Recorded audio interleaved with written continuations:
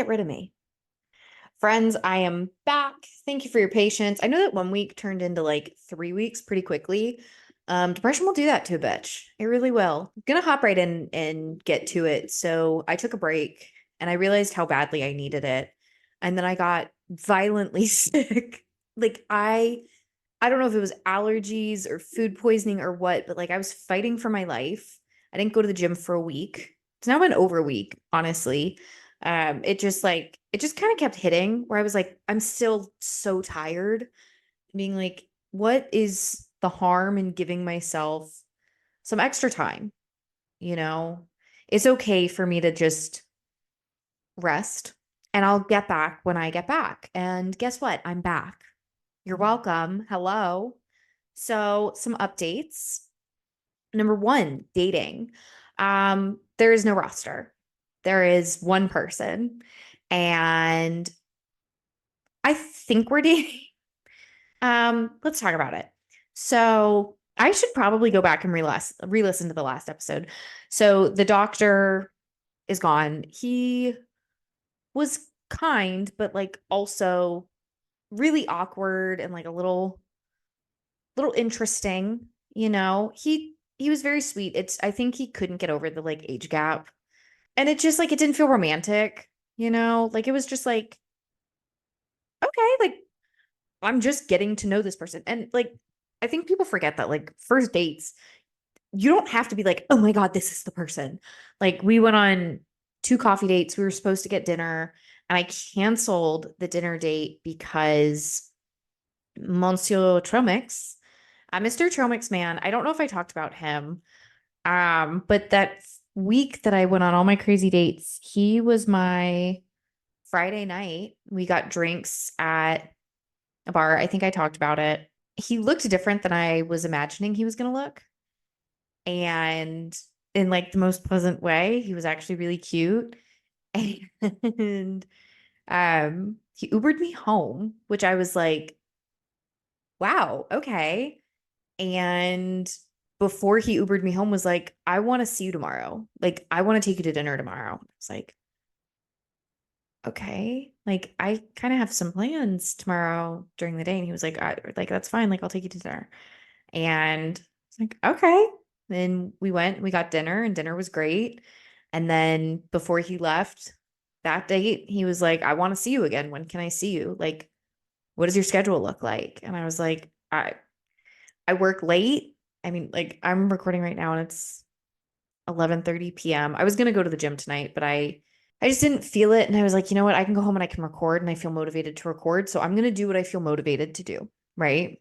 Going to lean into that cuz we're not forcing ourselves back into things, right? We're tiptoeing back in and we're going easy on ourselves so that we don't frazzle and burn, right? And so he brought me dinner, I think was the third date, like brought me dinner when I had gotten off of work and like came over and stayed late and just talked with me and smooched a lot and it was really pleasant and I don't know, it's fun and it's cool and I really like him and it's been about almost a month since our first date and I think we're dating.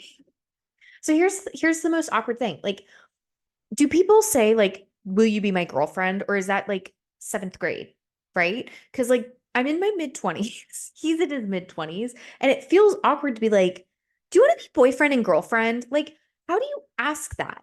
Right? Like you don't. No one's asking. I don't remember the last time that someone asked me to be their girlfriend. Like it just was like, so are we dating now? Like, is this a relationship? And it was like, yeah, this is a relationship. Or like, I listened to a podcast that was talking about like how do you bring it up? And it's like one of the best ways is like if you're going into a place like, hey, how do I introduce you to these people? How do you want me to like you're my friend, you're my boyfriend, you're the guy I'm kissing until 2 a.m. Like, how do you want me to introduce you?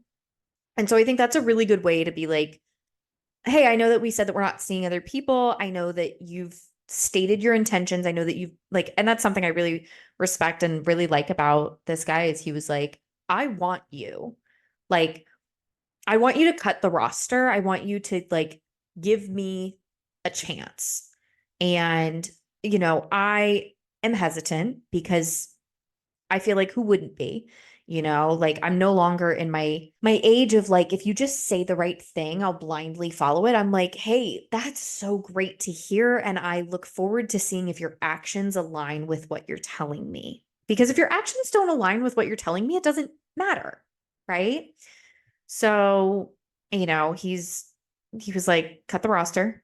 Give me a chance." And I was like, "Hey, like that's a really bold statement for someone who I met a week ago. Like I just met you and you want me to give you a full investment when like you don't know my middle name. You don't know my last name. Like you don't know my full identity. You don't like know me super well. And I don't know, like that's interesting. And he was like, I wasn't looking for anything, but like I want something with you. And I was like, okay, like, what does that mean though? And so we were just kind of casually going on dates, 1 to 2 times a week for the past like 3 weeks. And this past weekend, met for dinner. And at the end of, we got dinner, went for a walk, got ice cream. It was super cute. And, while we were there, we kind of had like a deeper conversation and shared a little bit more vulnerabilities. And it's like every time I've seen this person, like he's very clear with like, oh, and by the way, I want to see you again. Like, when can I see you next? And I think that's something that like people don't think about as often as they do. And like, if you are a younger woman listening to this, I want you to take this advice to heart that like, if a man wants you, he's going to get you. Like he's going to see you, he's going to find you and is going to put in the effort to be like, I want to see you. Like this isn't the first time that someone's, you know, very openly been like, hey, I want to see you again. Hey, like, what are you doing? And the difference is so blindingly, blaringly obvious of like, oh, of course, you mean what you say. When you say, I want to see you again, okay, see me again. Tell me when you're going to see me. This is my schedule. You tell me. Okay, go for it. Make it happen. Like I was like, hey, like you're busy. I'm doing my own shit. And it was like, hey, well, while you're doing your own shit, like, can I get a couple hours of your time when you're driving home? Sure. Okay. And don't take that for granted. Like when someone says that they want to see when they follow through on that, like believe that. Believe that their actions are aligning with their words. And it builds the trust that, like, okay, you mean what you say. So we did that and, we're saying goodbye, whatever. And, while we were finishing up, he was like, I kind of like mentioned, I was like, I don't have the title, like I don't know how you want me to act when like I don't have a title. So it doesn't tell me how, like if I had a job title, I would know what the job description is because I would see, hey, when you apply for a job, it says the job here is girlfriend. The role of girlfriend includes insert roles and responsibilities. Right now, I don't have roles and responsibilities. I'm just kind of here, kind of hanging out. What's going on? Like, that's it. And so I was like, well, I don't have a title. So I don't know what you expect from me. And he was like, you're being so spicy today. And I was like, yeah, a little bit. But also, like, I'm just being spicy because I'm in a mood, right? Like, I'm not being spicy towards you. I'm just like, I'm just a sassy bitch. I'm a sassy person. I know that I am. Get with it or get off the train. Anyways, so I was very open with like, I'm not expecting, like, I know what my timeline is for when I'm like, okay, shit or get off the pot. Like, either give me a title or I'm going to leave. All right. We saw that with Jesus hair. I want you to give me girlfriend treatment. And I said, you're not my boyfriend though. And he said, but like, I want to see that so that I can decide if I want to be your boyfriend. And I said, no, no, no, no, no, no. Like I'll casually date you and I'll start giving you a little bit of girlfriend treatment as like things progress.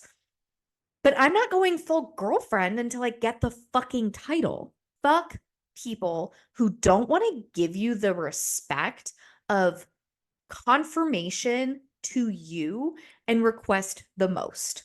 Okay? That's no. Do you do jobs for free?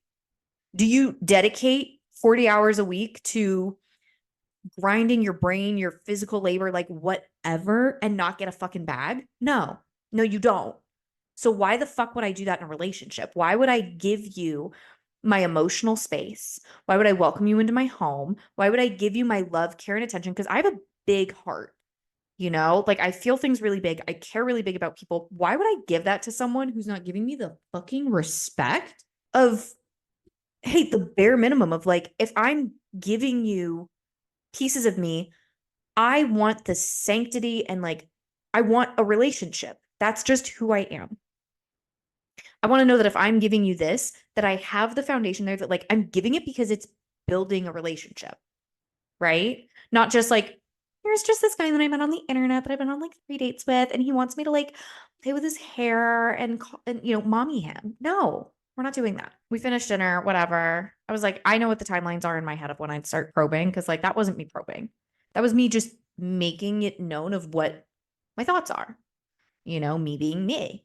And he was like, okay, like, yeah. He was like, honestly, I think 3 weeks, I would know if I want to date someone. I said, well, it's been 3 weeks. And he was like, has it? And I said, yeah. You don't have to give me an answer right now. You don't have to tell me if that's what you want. Like, you've made it clear that, like, you like me, you want to continue seeing me, that you want more of me and more investment from me. And I get that. Like, I'm not concerned with like where this is moving. But if you don't respect my time, eventually I'm going to say, you didn't respect my time and to the degree that I would desire and expect. So I'm going to go. And we're making out by the car, whatever, because it's butt fuck. And that's what people do in butt fuck. They just like make out next to their cars in parking lots, like classy bitches. And he was like, I want to be with you. Like literally exact words. I want to be with you. And I said, well, you're seeing me on this date. And he said, beyond that. And I said, well, you're going out of town this weekend, so I won't be able to see you then. You won't be able to like be with me then, but like when you come back, you can be with me. And he was like, no, like I want to be with you. And I was like, what does that look like? Hmm. Hmm. And he gives the description that you would expect of like a relationship. And he was like, I don't expect a response from you right now. Like I'll see how you feel Wednesday. And I was like, oh, I want to be with you too. Like I wouldn't continue investing in you if I didn't want to be with you. Obviously, I also want the same. And I drove away and I was like, did we just define the relationship? Is that defining the relationship? Yes or no? Yeah. So I think I think that's it. I saw him, last night and we kind of talked about it. And he was like, yeah, like you're my girl. And I know that like for my clarity, I'm sure next week I'm gonna be like, hey, I want to make sure that like I have the right understanding of what's going on. Like when you say this, do I introduce you to my friends as my boyfriend? Do you explain, like he was like, I may have told my dad about you. It's like, what in like what way? And it was like just that like, he asked where my time has been spent. And I said that I met a lady who does this for a living and lives in this area and that I like you and whatever. And I was like, so just like that. And of course, he's a man. So he doesn't give the full story the way a woman would. Like, I want to know location. I want to know, were you guys sitting down? Were you standing up? Was it at the water cooler? Was it in an office? Was it at home? Was it over text? I want all the details. Okay. I want a full story.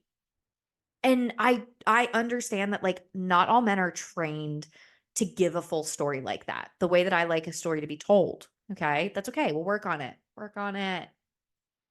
Okay? So I was like, "Ooh, that feels like a big step." And like I don't feel confused. Like those are my big things. Like if he wants you, you'll know, and if he doesn't, you'll feel confused. I don't feel confused. The only thing I feel confused on is like when you say be with me, you mean you trying to wife me up, bitch, right? Mm-hmm. Mm-hmm. Anyways, other notes. I self-tanned and that relieved like 3% of my depression. It was great. It was amazing. I know that I talked about it on the previous episode, but I genuinely have really struggled with my mental health over the past couple months. And the past month itself was probably my lowest, which on the bright side also means that I'm climbing back up. I'm a big believer that you can't really get better until you hit the rock bottom. So, like, if you're on the way down, being like, hey, where do I stop? Because, like, is it a rock slide that I'm uncontrollable and like I know that it's got to get a little bit worse? Or am I at the point where I'm like, oh, hey, I can dig my heels in and pause on this side of the slope and I can take a deep breath and I can climb back up. And I was at a point where I couldn't get my bearings. And so I hit my bottom and I got back up. And shout out to one, my girlfriend Reagan. I know you listen to every episode and I love you so much, who reached out to me and checked in when she was like, you said you were taking a 1 week hiatus and it's been 2 weeks. What's wrong? What's going on? Are you okay? Are you alive? Like, you good? Because I know you're not. And that was just, I felt like that was the life raft in that moment of one, the amount of love that I felt there. And I'm listening to Dolly Alderton's Everything I Know About Love. And God, do I love my female friends? God, do I love my friends?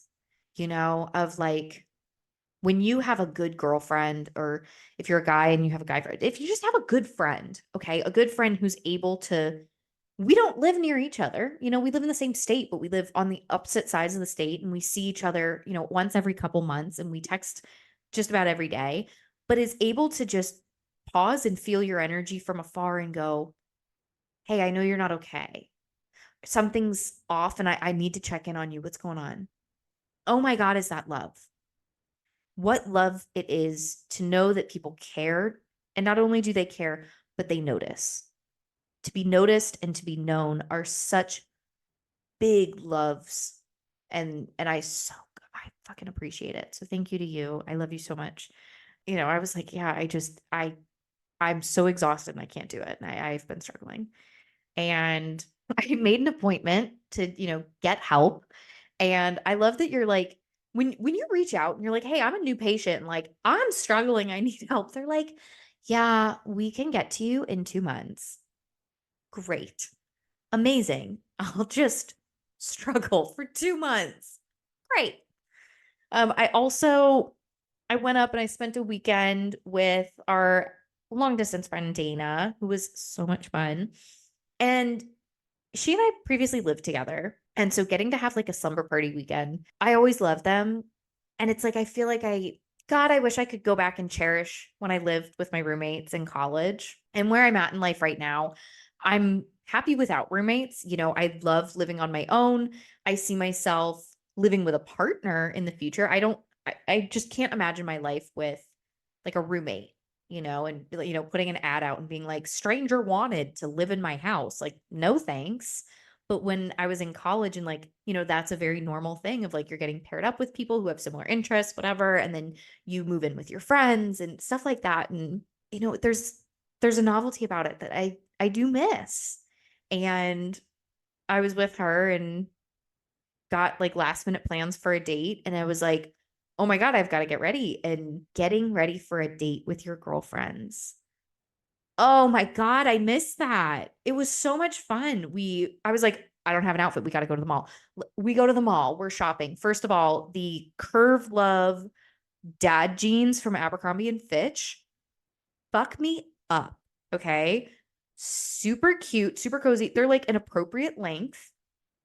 I can wear them to work. Like, I have always worn hoochie cutter shorts. Okay. Like, I look back at it and my parents consistently, like, that was just the clothes that I wore. And like, I never thought twice about it. My parents were like, crop tops are whorish. You shouldn't wear crop tops, but your butt cheeks can hang out of your shorts. Like, I was wearing Daisy Dukes my entire childhood. Can't say the same for my other siblings, but like, they were allowed for me because I was thin. Like, okay, that's fucked up, but all right. So finding shorts that are like work appropriate and like age appropriate, that I'm like, I don't I don't want to feel like my coochie lips are hanging out. Okay. Cause I have a pair of jeans that literally my pussy hangs out of. It's disturbing. Why are those allowed to be sold? Right? I was like, I can't wear those in public. They also don't fit my ass anymore because we are juicy-licious. So it's amazing. Oh my God. I did talk about this guy because I'm remembering now. I talked about the dinner date because he told me, well, you're not skinny. Yeah, I'm dating the guy that told me, well, you're not skinny. Fun fact. And I love that because, like, he's right. Like, I'm not as curvy, but like, I have curves. Like, I have a matured adult woman's body, you know? And I was like, damn, you're right. He's not as wide as I am. And I've given him that note that I'm like, this is a first for me that I'm like, I typically have gone after people that like have made me feel like a dainty little princess physically. And not that you don't, but I'm a bit wider than you are. And he was like, no. I was like, yeah, just a little bit. Okay. My ass is significantly larger than yours. Okay. No biggie. It's great. That's fine. So that's fun. Okay. Enough about relationships. I have notes because, I tried to keep track while I was in the depths. So late night thoughts. Bravery is just overcoming fear. People that have bravery, I tried to think about it because I was like, what does being brave mean? Being brave means you're not afraid. Being brave means that you do the things that other people are afraid of.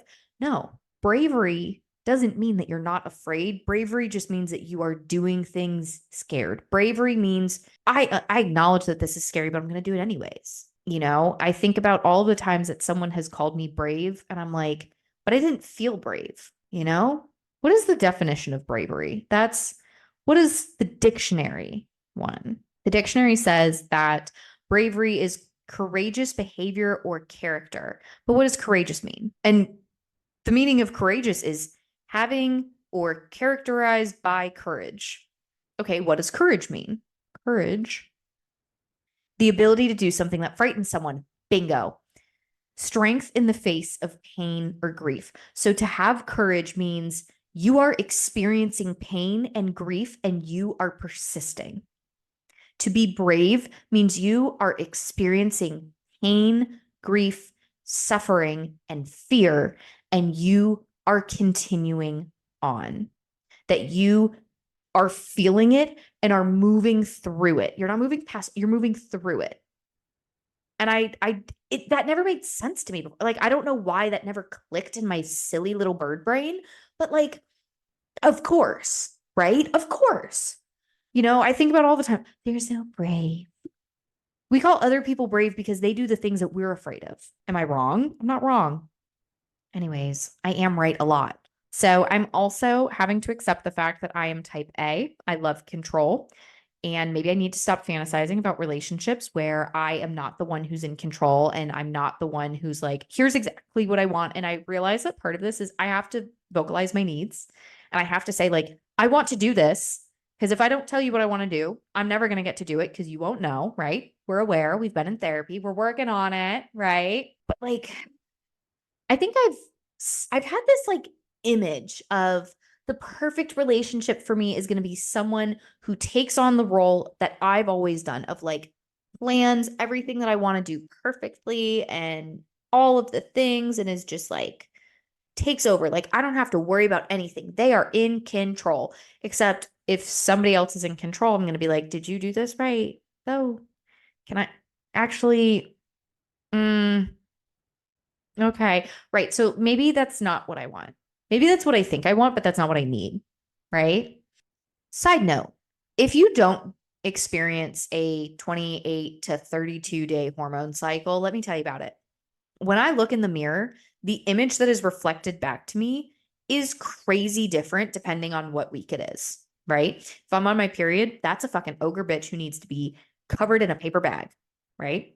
I'm in my fertile peak window right now. And I'm like, that skinny, sexy, thick, juicy bitch, right? I'm thin in the right places. I'm juicy in the right places. That is a perfect looking princess, right? Like look at these chompers. All right. Gorgeous. Who wants to be suffocated, right? Naturally. Naturally. Next week, nope. can't guarantee I'm going to feel this way. Next week, I'm probably going to be like, mm, And guess what? It's because a week later, I'm going to get my period. Right. Right. When I look at myself in the mirror and I'm like, I want to get liposuction. I want to start doing 10 miles of cardio a day. I'm probably getting my period. Right. Yeah. So that's a thing. And so getting ready for a date with girlfriends, we already talked about it, but like doing my makeup, going shopping, underrated. If you are in a period of your life where you get to do that shit regularly, take photos, make those moments so memorable because like you're probably not going to remember the date, but God, are you going to reminisce on going into your roommate's room to be like, does this outfit look stupid? And then going through their closet or vice versa, like those types of things. God, I would love to invest. I wish I could go back in time and invest more of those times into those moments because I was so afraid of everybody else. I was so crippled by this like mental block of like, well, I'm supposed to be isolated. Like I don't do that. And so I have some memories of it of like getting ready for date parties with, my girlfriend Delaney. I remember it was one of my favorite ones. It was a formal and it was just the two of us. She did my makeup, we did our hair together, and we're like trying on dresses and taking photos and just like giggling and talking shit about what was going on. And like, those are the moments of girlhood that like I just hold so dear to my heart. I really do. And I think they're so special. And God, having girlfriends is such a gift. It really is. And I don't think I'll ever take it for granted. And I'm so lucky about that because I think I did take it for granted as a kid. Like, yeah, you have girlfriends. Like, of course, of course. And then you get to a point where like, oh, I'm not surrounded by them anymore. And the relationships change and they become deeper and they become like there's just an intimacy that you have with your girlfriends that you don't find anywhere else. And I don't know who the quote was. It might be Dolly Alderton. I don't know, but maybe I think it was Jane Fonda actually of like I learned intimacy and I learned love from my female friendships. And God, is that so true? My female friendships were the ones who have always been there for me in my lowest lows, my highest highs, and that have celebrated my big wins with me when my family didn't, when my partners didn't. And I know that I've had this rant before and I'm going to have it again. But God, do I love my friends? Do I love my girlfriends? I'm so blessed and thankful. And if you're in a period of life right now where you're going, I don't have that, and I don't have people, invest in it. Reach out to the people that you do have in your phone and build a deeper, like it's a two-way street. Reach out, do the thing. Even when you want to say no, invest in getting out and doing the things that build relationships with them. Because the older you get, the more valuable they are, you know? More quotes that I wrote in the middle of the night. I can't fuck up what's meant for me. And if setting boundaries pushes someone away, they were not meant for me. Those setting boundaries will never push away those that want to be in my life. And I think about this because I had a conversation with my dad actually. And, he made a comment of like, and then with all of your little boundaries and whatever. And I was like, those are in place in order to provide the like rule book of what does this relationship look like so that it's not, overstepping, so that it's not crossing any lines that make me feel uncomfortable or make you feel uncomfortable. Like it's to be beneficial. And it was like, well, as a parent, like some of those just don't apply. That doesn't apply to parents. I was like, no, you're the one who's supposed to teach that. Right. And I was like, yeah, that makes sense. Like I understand that I have a narcissistic parent, that, well, of course, boundaries don't apply to that person. Of course. Right. Like, no, I'm the parent. Like, that's not how this works. And I'm like, that's why we don't have a relationship. Right. Besides acquaintances. Right. Like, we don't have a parent child relationship. We're just like acquaintances who've spent a lot of time together in the past. And like you had to take care of me when I was a literal infant and child who could not take care of themselves. But like, I think about people that are like close with their families and I'm like, it's so fascinating to me. And I love learning from people like that because I have a lot of grief about that of like, I would love nothing more than to have the type of relationship where I can call my mom about my boy problems and that I can talk to my dad about what's going on in my life and that I can find an opinion that I respect and that I value because I trust in my parents, and that's not the case. I'll be very vulnerable with this. About a year ago, I thought that the relationship that I had with my mom was changing. Um, my biological mother passed away when I was 5 years old in a freak accident, and my dad got remarried when I was 9 years old. And the woman he remarried became mom for me. I mean, she's the person who raised me from a very young age. He was with her from the time I was 6 or 7 until now. And when I was a little girl, I feel like she and I were close. And I think about times as a kid that like she betrayed my trust in ways that I feel like at the time, of course, parents make, those mistakes of like, I told her things in confidence as a kid, like I had a crush on a boy and a girl who I thought was a friend to me, you know, also had a crush on him and like made actions towards it. And I was like, whoa, like, but that I like it. Like I wasn't able to comprehend that. And I'm able to recognize now that like my mom, who the woman that raised me, um, she didn't have a lot of female friendships like that. I didn't see her have strong female friendships really besides like the neighbors. And so when I came to her with those types of, friendship issues, it was like, that's why I don't have a lot of female friends. Like it's drama and it's catty and whatever. And I realize now the similarities that she and I have of it was fear. It was fear of being rejected. It was fear of, you know, not being liked and fear of being seen for who she was and who she is. And I think she was such a wonderful person, and it's a shame that it was lost. But, God, I wish I look at her with the eyes of like, I feel like sometimes the parent of the nurturer and seeing like, God, but you would have loved it. And God, who wouldn't want to be friends with you? You were so fun and exciting and happy to be around, and people were lucky to be in your presence. And God, how much joy would it have been to have found people that light your fire the way that you light their fire, and that it's able to amplify who you are. That's how my girlfriends are for me. They amplify all of me. And I feel like it's a mutual thing.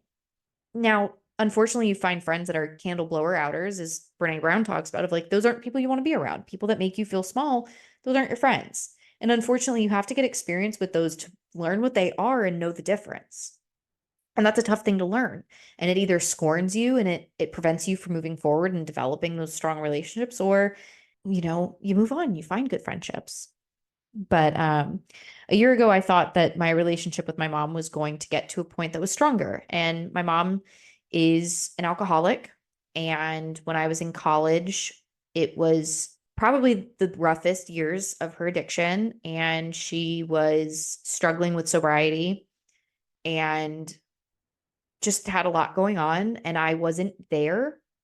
And when I was there, I was the kid that tried to hide her addiction because, it made life a little easier. I grew up in a household where there was a lot of fighting. And, I tried to minimize it as much as I could by doing my part of trying to, protect people that I thought that I was protecting. And about a year ago, she was sober and we were having semi-regular phone calls, and I felt like she was invested in my life. Then one day she called me and told me that when my brother passed away, she would likely kill herself and that she trusted me to keep an eye out for my younger brother. And I remember asking her, you know, he's not dead yet, right? He's still alive. He's not living, but he's breathing. He's not alive, but he's not dead, is where we're at currently. And at the time, it was rough. It was a fresh accident. But, she called me and was like, I'm gonna kill myself when he dies because I'll have nothing left to live for. And this was after a conversation where I was like, I always pictured you being there as grandma when I have kids and, going wedding dress shopping with me and being that person. And like, I've never not seen you as my mom. And she was like, that means a lot to me, but I never saw myself as your mom. And that hurt. That hurt so big to have someone, look at me and say, for the past 15 years, every time you called me mom, it made me cringe on the inside. And thinking, but but I thought that's who you were. Like, oh, I'm sorry, and having the therapy that I've had of being like, I understand where you're coming from. And I understand the pain that you must have felt of being forced into the role of being a parent to children that weren't yours. And, not having the ability to be like, okay, well, they'll go to their mom's next week and she'll explain these hard topics. And then suddenly being forced into, hey, you've got to be the one that teaches them how to be women, and being like, well, we didn't talk about this before we got married. And I think that's something that is a fault of the two adults when I was a child, that they didn't have the hard conversations before they decided to blend their families, and they didn't decide what it would look like, how to parent a blended family. And so that was a really big base of their issues. They just kind of went with the flow, and they didn't have the hard conversations that they needed to have in order to be successful in a marriage that was blending families, right? But so she, let me know that she never felt like my mom and still doesn't. And that at least now she doesn't feel a full body cringe when I refer to her as mom. Okay, you know? And then a couple months later, called me and said, gonna kill myself. I said, okay, but what about your other son? And she said, you've always taken care of him, and you'll take care of him. And I said, but what about me? And she said, you've always taken care of yourself. And I said, yeah, but I don't want to. I mean, I want to take care of myself, but like, I want you to want to be in my life. And, I don't think it really hit me at the time of like, I thought you wanted to be in my life. I spent my whole childhood of like, I chose you girls too. Like, I didn't just choose your dad, I chose you guys too, and I'm not going anywhere. I remember being in therapy as a kid and having, her sit there and being like, she's me, having my mom tell the therapist of like, I don't understand. Like, I can't go to the bathroom without her having a panic attack that I'm missing. She always has to know where I am. And she fucking melts down if she doesn't know where I am. And I remember the therapist being like, yeah, she went to school one day and came home and her mommy was dead. So then someone else came in and she said, I don't trust that you're going to leave the house and come home. I feel afraid when you leave the house because what if you don't come home? Because that's happened. That happened to her. And it got better. The separation anxiety and abandonment fears got better, but they were prevalent. And we didn't talk a lot after that phone call. Um, I think she called me one other time after that. And then, I don't know, 3, 4 months ago on a Tuesday at about 4:30 p.m., sent me a text message letting me know that she no longer wishes to be part of my life and that she wishes me nothing but the best, but that she will no longer be in my life. And again, I wish you nothing but the best. but I'm done. And I was like, yeah. Part of me was like, there it is. There it is. Hey, go back and tell 10-year-old me whose hands you held and said, I'm not leaving. At the end of the day, like, yes, your father and I fight. Like, I'm not leaving. Go back and tell her you lied. Go back and tell her 10 years from now, I'm going to come to you and I'm going to say, I didn't mean that. And it's funny because I was like, well, we haven't really had a relationship in like 10 years, right?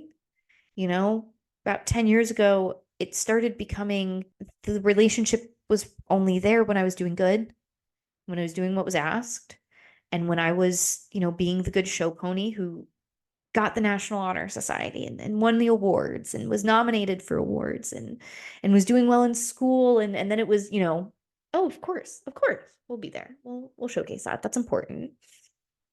But when I was depressed and scared and struggling, well, you just needed to get better. And that's not my daughter. When I was 18, she kicked me out of the house for a week and told me that I was my father's problem and I wasn't hers. So I needed to get the fuck out. And I slept at a friend's house for a week. And I snuck in through my bedroom window to get clean clothes because I didn't pack enough clothes and I didn't know how long I was not going to be welcomed in what I thought was my home. And then at the end of that week, I moved to college. And it was like it never happened. There was no apology. So I should have seen it coming. And I've talked to my therapist about this, and I was like, I was prepared for it. I mean, it's not like we had a relationship, but God, does it still hurt? Especially when in her sobriety journey, other people keep telling me that I'm one of the biggest apologies that she wants to make and just doesn't know how because she has so much to apologize to me for. And I'm like, she does. And if you're listening right now,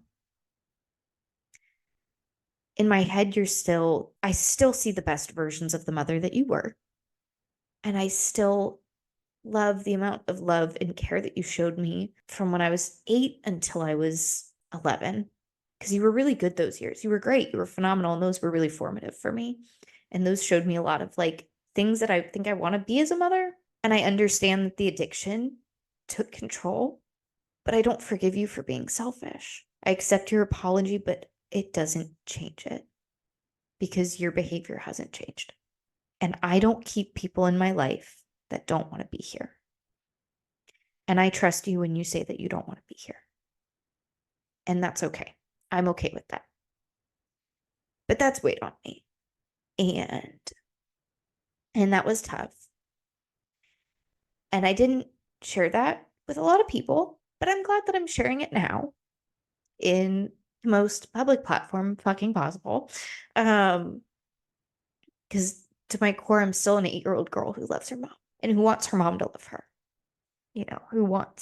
Who thinks that it's possible to have the relationship with her mom that her friends had, where they'd get sick and their moms would stay home from work and take care of them and make them soup and brush their hair and tell them that they loved them. And not the version of the mom who found the journals where they were keeping track of what they were eating and how much and what their weight was and how many inches their waist and their wrists and their ankles were, and threw it at them while they were vomiting because they had no immune system left and said, you did this to your fucking self, and walked away. I don't forgive you for that. That wasn't the type of mother that I deserve. But I acknowledge that that was the best that you could do. And I acknowledge that I will never do that. Uh, so yeah, so that was hard. And I feel like I'm finally at a place of acceptance. Because at first it was I talked to a buddy about it immediately and was like, yeah, I called it. Call me a fucking psychic. Knew this was coming, knew it would happen. Happens eventually. And he was like, yeah, I think you're deflecting because I think you're in a lot of pain. I was like, I feel like it shouldn't hurt me because it's not like we had a relationship.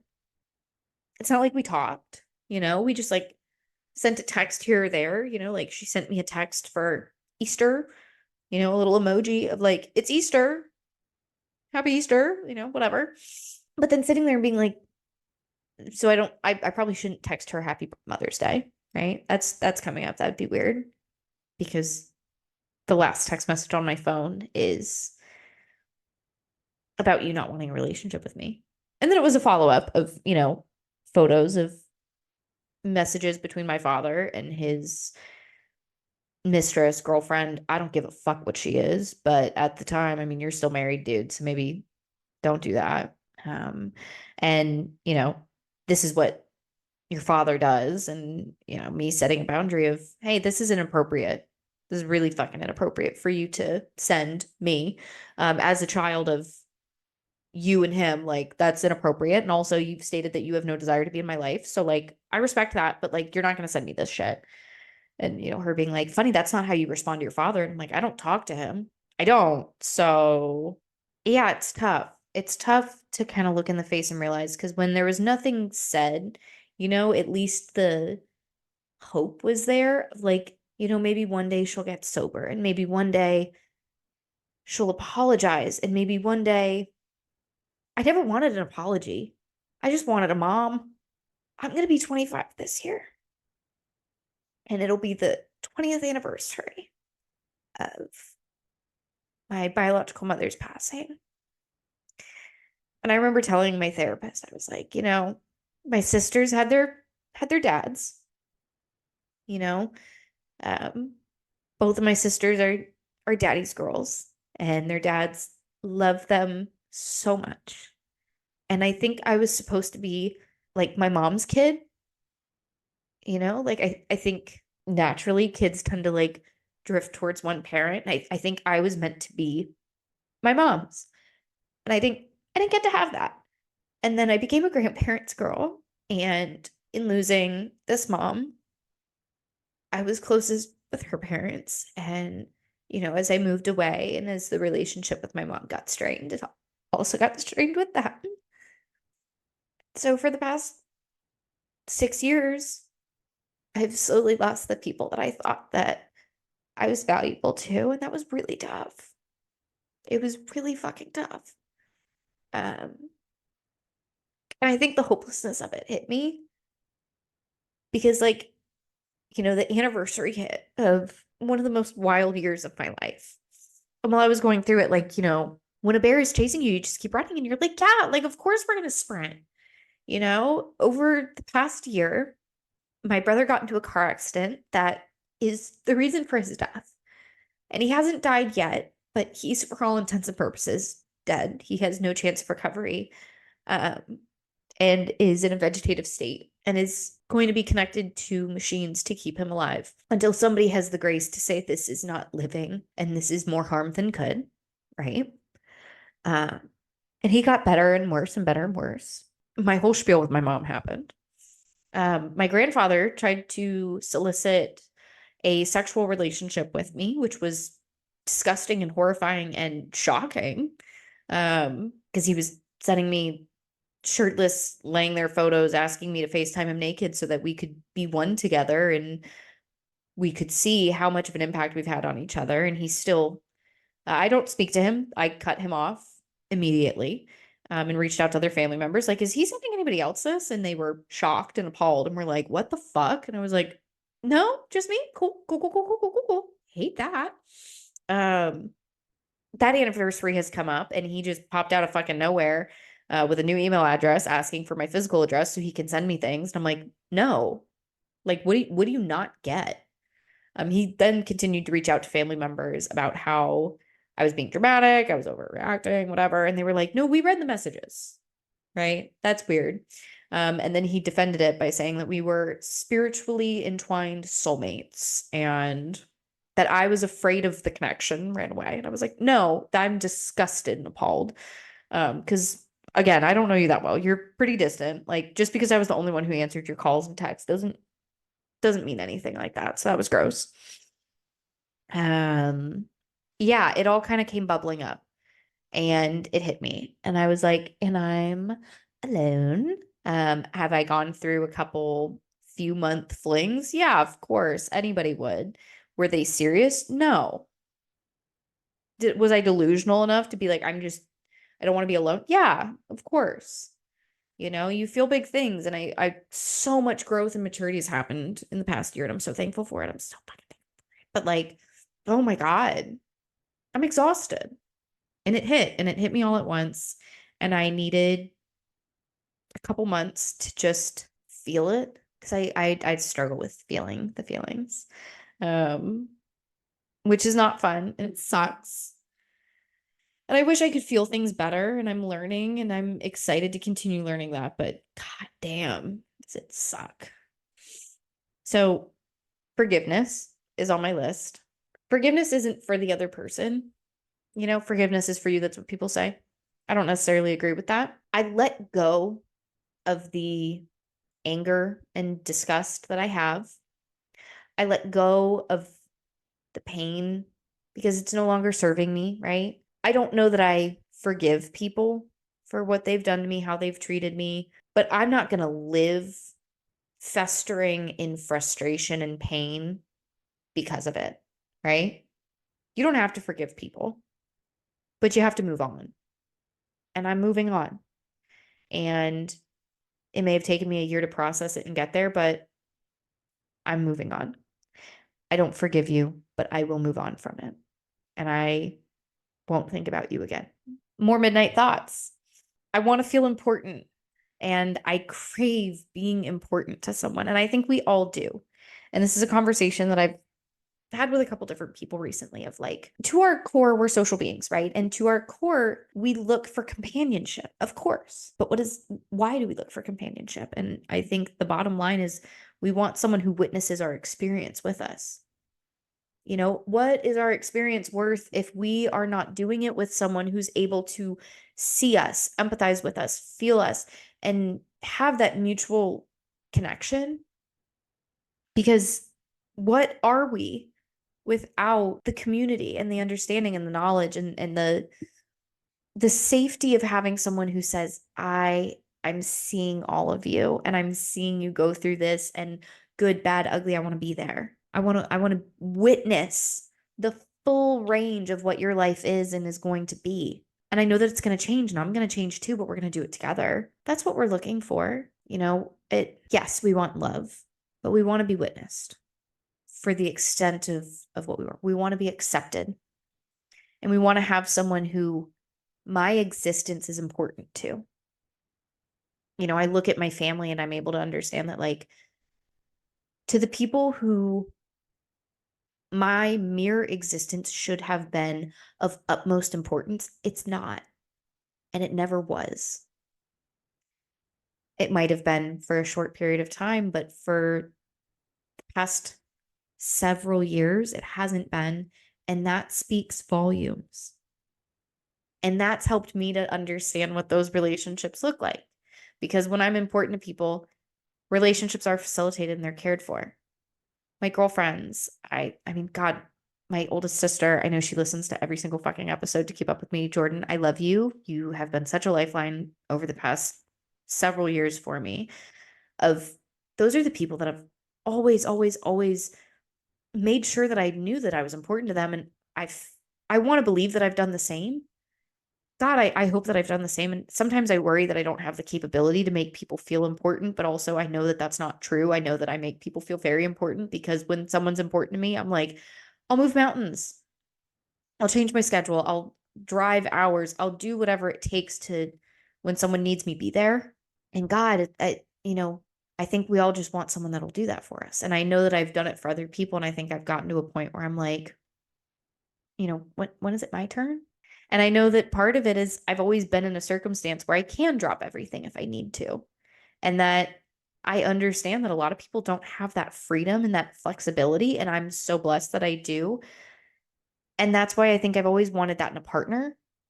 I want someone who walks in willing and able to do that for me. And that if someone's not willing and able to do that for me, maybe they're not my person, and that's okay. But I want someone who's going to move mountains for me. I want someone that's going to protect, provide, and profess their love for me because I want to profess and love and nurture that connection and that person. I would say protect, but who the fuck am I protecting you from? I'll protect your reputation. But if it's you, me, and a bear, I hope you have a fucking gun or some guns. Cause I'll just piss myself. I'll piss myself and I'll try to pet it. Like, I'm not protecting anybody into that situation. So, do I have any more notes? No more notes. Okay. So we'll pull a card. Guys, I'm sorry that I got so sappy and emotional, but also like you're fucking welcome for getting to know me deeper and more personally. Okay. Because guess what? We love each other. This is actually like such a love relationship. Okay. This is called vulnerability. This is called, you want to know why I was gone for almost a month? Because I was fucking processing that shit and it was depressing as fuck. It is much more difficult to judge oneself than to judge others. That is Anthony de Saint-Exupéry. What can you do tomorrow to become a better version of yourself? I'm going to go to the gym tomorrow because that's one of the things that I'm nervous to get back into because I fell out of my routine. And when I fall out of my routines, I kind of get like, oh, fuck it. The whole routine's fucked up and being like, you know what? It's okay for me to not have a perfect routine. It is okay for me to be flexible. I grew up in a family that was like, if it's not on the schedule, it's not happening. And being a kid with ADHD, being like, I forgot, or this did happen last minute, or someone asked me if I can sleep over 3 nights before the sleepover versus a full week in advance. And now I'm an adult who, if something isn't planned a full week in advance, I'm like, well, then I guess it's not happening because you didn't plan in time. And being like, oh no, I get to make my schedule. I get to be flexible. I get to say, yeah, let's do it. Now, do I want someone that respects my time and says things in advance? Yes, absolutely. I would love to know 2 weeks in advance so I can plan a full outfit and a whole thing and I can make an entire special day of it, right? But I'm allowed to do things last minute. I'm allowed to go out on weeknights. That I'm trying to overcome with like, it's a school night. No, it's not a school night.